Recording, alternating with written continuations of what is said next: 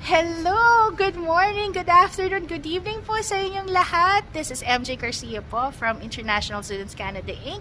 and Alma Armada Company Limited.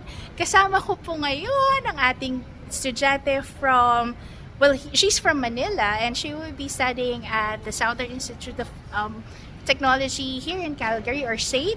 And her name is Mosi! Hi po!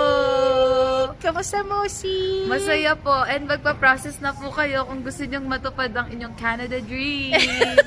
Thank you. So Mosi again would be, she is a college undergrad sa FEU and she would actually be continuing education, ang college education niya here in Canada as an international student. So again, sa mga gusto pong mag-inquire, you would like to be assessed for your qualifications, please reach out to us.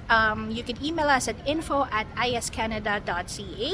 Otherwise, you could always check out our pages on Facebook and Instagram, and we will do our best po na makasagot sa inyo kaagad.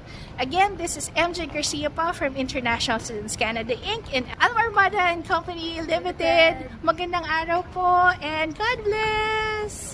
Eto po, naiiyak ngayon si Mosi. Ano ba na-feel mo ngayon, Mosi? Sobrang saya ko po and to be honest, talagang na-manifest ko po talaga yung pagpunta sa Canada. Way back 2021, naghanap na po ako ng agency na tutulong sa akin and finally, nakahanap po ako ng agency na talagang hands-on and talagang natulungan akong ma-achieve ang Canada dreams ko. Thank you po. Thank you, Mosi. Tears of joy, ha? Tears of joy. You are here with us now here in Canada.